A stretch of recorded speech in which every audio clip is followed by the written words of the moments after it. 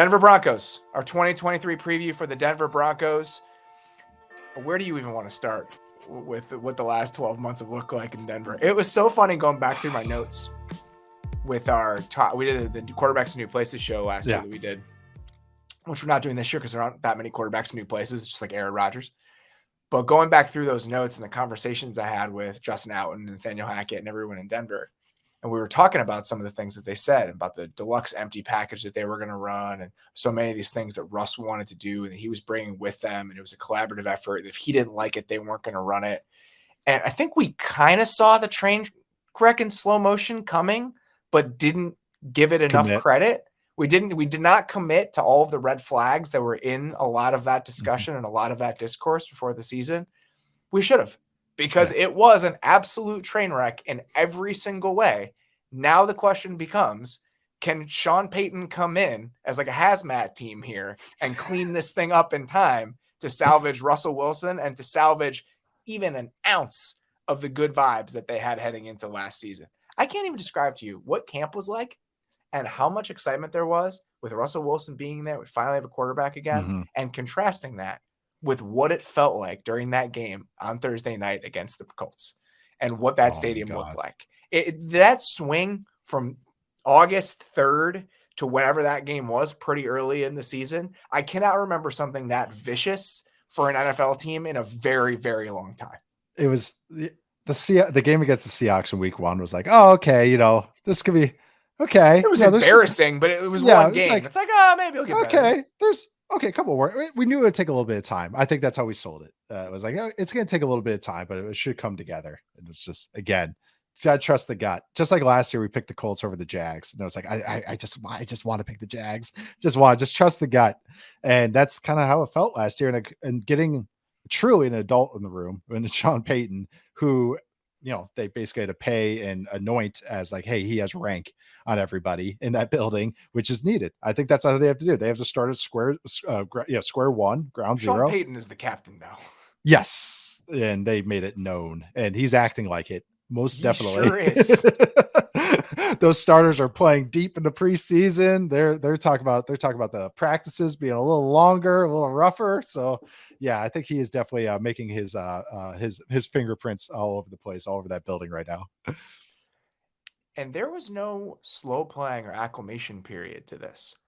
They spent $143 million guaranteed in free agency this offseason. It's the most in the league. Yeah. So it wasn't signing. We were like another one. Okay, all right, go for it. Listen, when teams are trying to tell you something, listen to them. They want to win.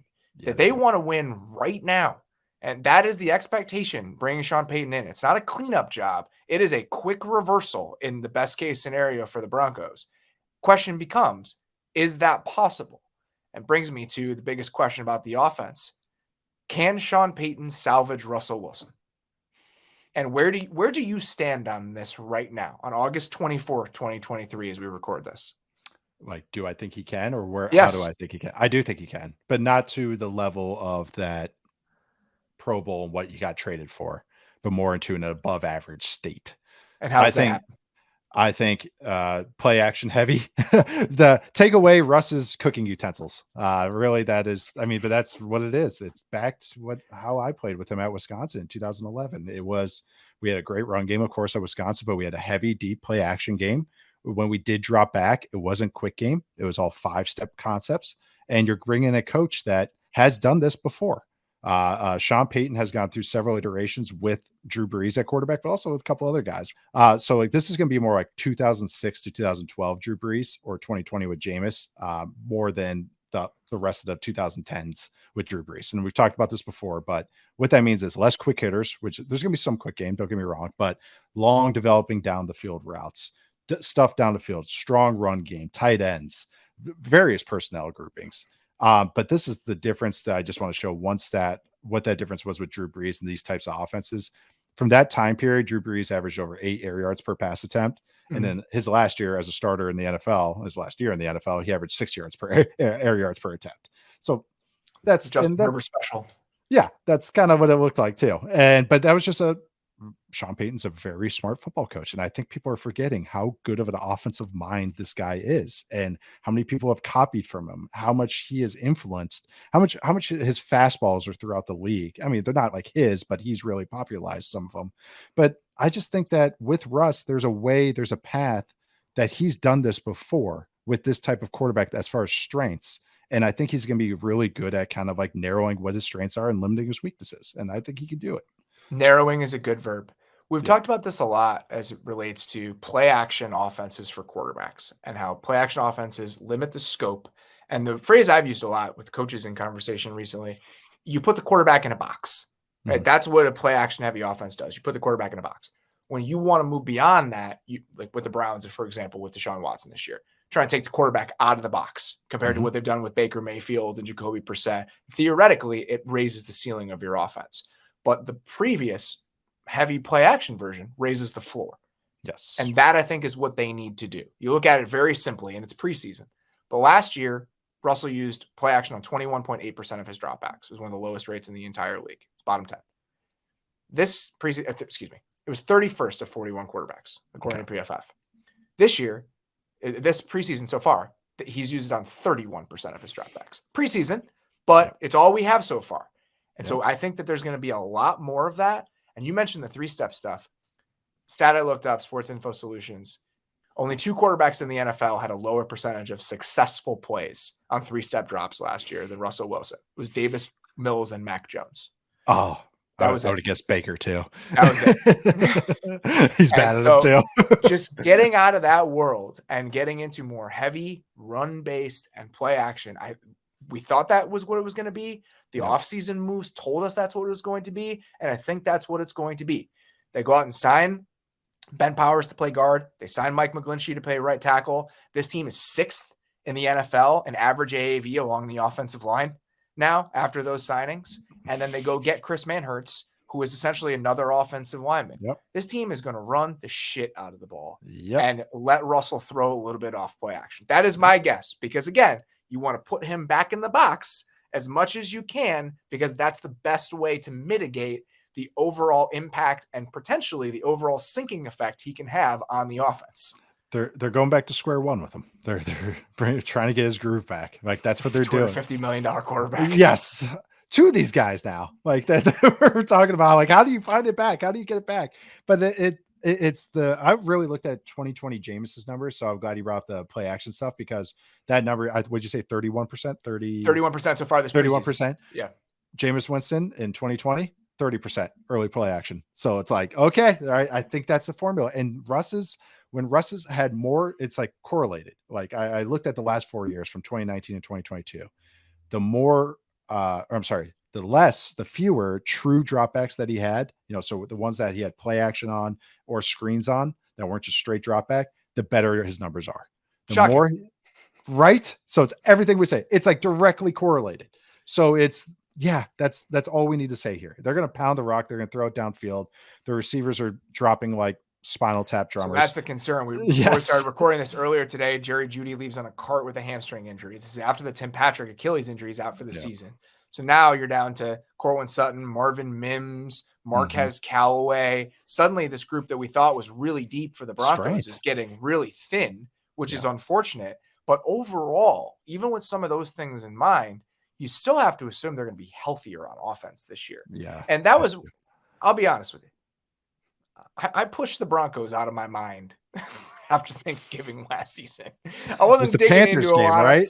I wasn't digging into a lot of late season Broncos. No. And so when you start preparing for these and you get back to it, you start thinking, oh, okay, these are the guys who were out there. These are the guys who weren't. Quinn Miners, who's a starting guard for this team, is the only Broncos lineman who played more than 600 snaps last year, who is currently an NFL starter. That's it. I want the caveat there.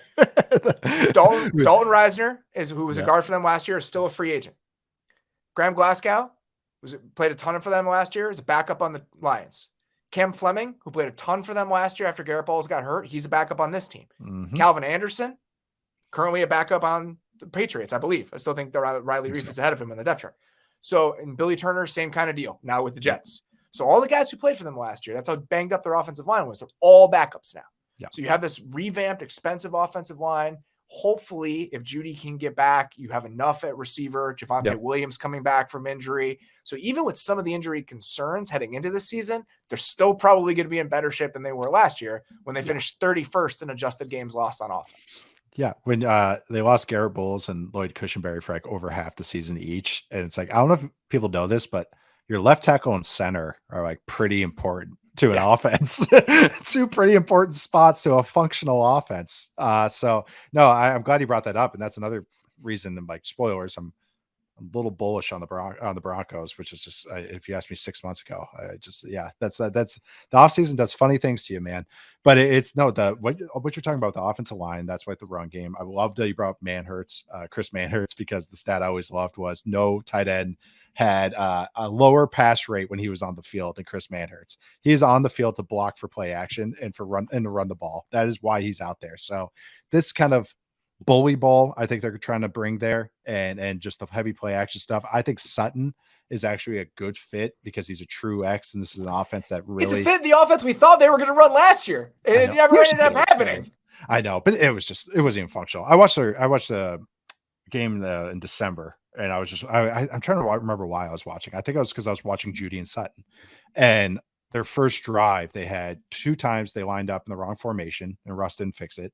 They had a false start and they had to delay a game, and then they punted the ball from midfield. Oh, they went for a 4th down and 2 guys missed the block on 1 guy. And then so it was just first drive, 4 mental errors, and like 1 missed assignment in just the first drive. And I was like, that's the 2022 Broncos. Sean Payton couldn't be any more opposite. And that's why I'm bullish. It is the details. And details. This isn't lip service stuff.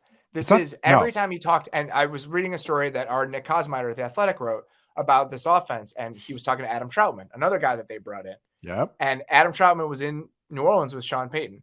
He's talking about it is just every single detail. How quickly we get out of the huddle, how fast we line up, the fact that you're getting to the right depths on routes, all of these little tiny intricacies of NFL offense. That is what Sean Payton does. Yes. Even compared to other offensive coaches and other good offensive coaches, he is maniacal about this stuff. Yep. And that is going to be a departure from what this team was dealing with last year when that offense was out of sorts in every way, in every single way. And they were hurt, and there are a bunch of different factors, but this is just going to be so much more of a buttoned up outfit than it was last year. Even if I think that Russ is like partially cooked, like medium rare at this point, I still feel like the help plus Sean Payton is enough to potentially get him back to like passable quarterback. Passable. He doesn't scramble anymore. That's another thing that people I don't think I've realized. The last 2 years, he just doesn't scramble anymore. Like he just and that's why you got to put him in the box. And that's why you got to put him in the box. That's why you got to put him in the box, because if you let him out of it and the only thing he can do is play drop back quarterback, no, that's not a good situation. Nope. It's not what you want. He's a different quarterback than he was 5 years ago, but that's the thing. You have to work with what you got because that contract is still there. We'll see what happens. I mean, it's $85 million in dead money after this year. So theoretically, they could move on after this season. If they made him a post-June first cut, they would be $35 million. They gave Stidham a decent deal. They did. Stidham's got $7 million against the cap next year. That's not an accident. No. So there is a way if they make him a post-June first cut after this year, it'd be $35 million on the 2024 cap and $50 million on the 2025 cap. Okay. The hope is that the 2025 cap will just explode. Yeah. Like the influx of gambling money will come in and it will explode. You can absorb a $15 million quarterback dead money hit and then field the roster because they don't really have that many guys other than their free agents that they've signed who are going to be committed to in 2025. Yeah. So I think that window is still potentially open. So we'll see what ends up happening. All right. Biggest question about the Denver Broncos defense in your mind? How does Vance Joseph use these tools that he's been given? I mean, he with the Cardinals, he's always been kind of a blitz heavy guy, especially on 3rd and 4th down. The Cardinals, he let it rip, and some of that was probably necessity. It was, hey, what'd you just talk about? Some of these offensive coaches tired of their defenses just getting punched in the face over and over. Vance Joseph at least tries to bring the fight to the offense. That's what he does, and he actually has some dudes though. And so I'm very, very interested to watch what he does with this tool set that he's been given. He's totally upgraded. And like last year, just like kind of put it like a little stat with it. Like last year, the Broncos were one of the highest rate of like TFLs and run stuffs on rundowns. they also gave up the third most explosive runs. So that was their defense. It was very we're taking the ball. I like that though. With the personnel they had to do that. And I'd much rather do that than just 6-yard gain, 8-yard gain. I was talking to an offensive head coach, and we were talking about the Fangio defense. And he said, you need the right guy who's going to take it to the next stage, the next step in the evolution, and the counters and the aggressiveness baked into kind of the overarching themes and values of the defensive system, where you don't want to give up explosives, but you can't just get punched in the face over and over and over again. And Ejiro was the first person he mentioned. I was going to say the guy that just left the Broncos is the best example of that. Yep. And he said Ejiro is the best example, where you run all of these simulated pressures. And even if you're protecting yourself with the structures, it's still dynamic enough and aggressive enough where that passivity that can creep into this system doesn't creep in. So I think the goal here, and I think based on everything that they've said so far this training camp, again, Nick Kosmider, who covers the Broncos for us, wrote about this recently. I think they're going to try to find the blend of that defense they ran last year and Vance's mindset, because they have assistants that they've carried over. So Christian Parker, who is their defensive backs coach, very well-regarded assistant in the league right now. He was with the Broncos or the Packers. Then he's been the Broncos DBs coach for the last couple of years, has gone from multiple staffs. He's been on 3 different staffs. It's like, that's a good thing. Yeah. The fact that they just want to keep him every single year. So he's still there. And then their defensive line coach is there.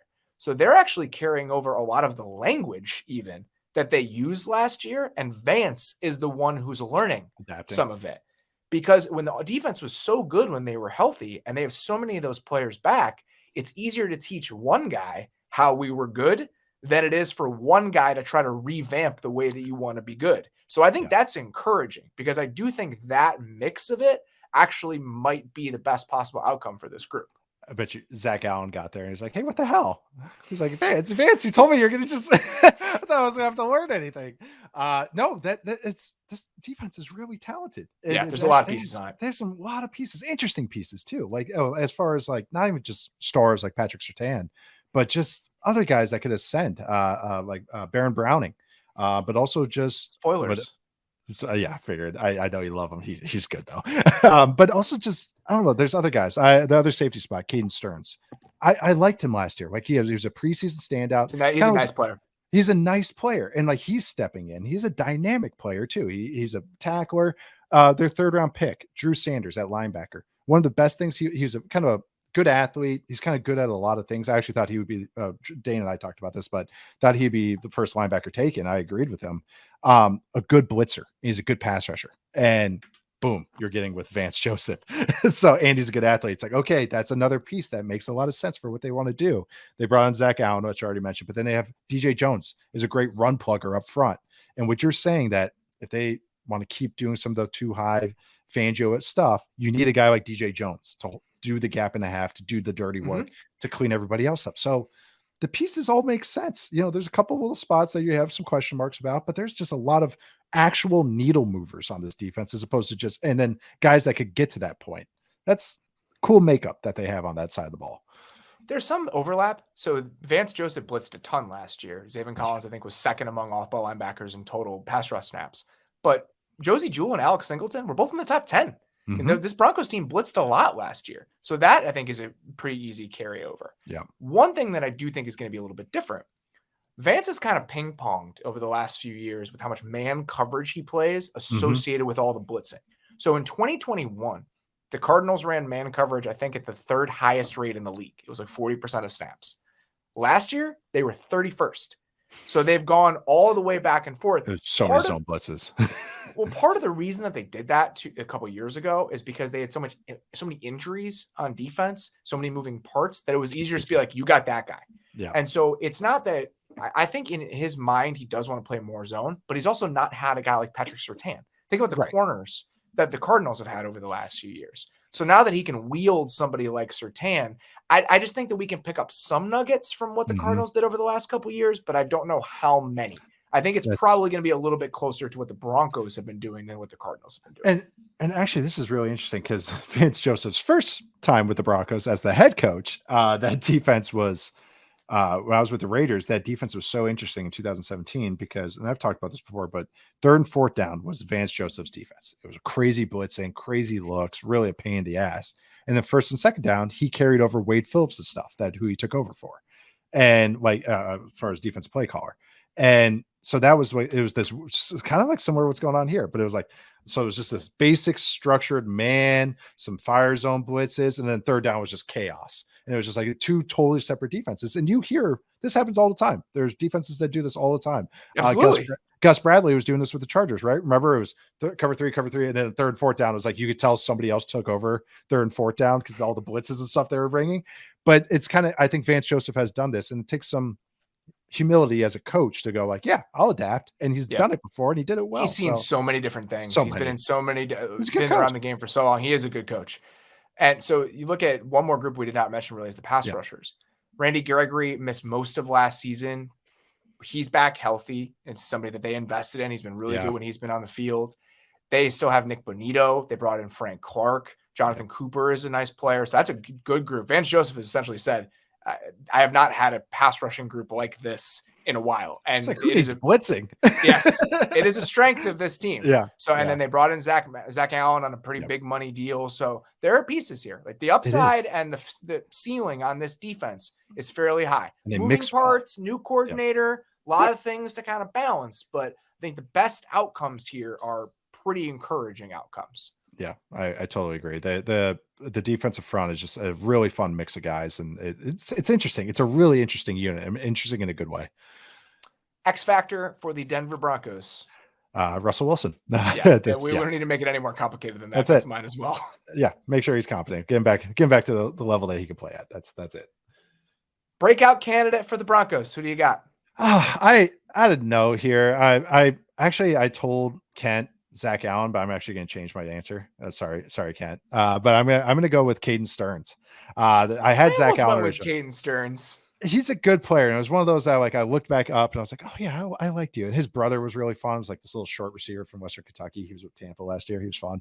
But anyways, Stearns is a two-way safety. I think I've had him as my preseason standouts last year in an article I wrote. By two-way safety means plays the run well, plays the pass well.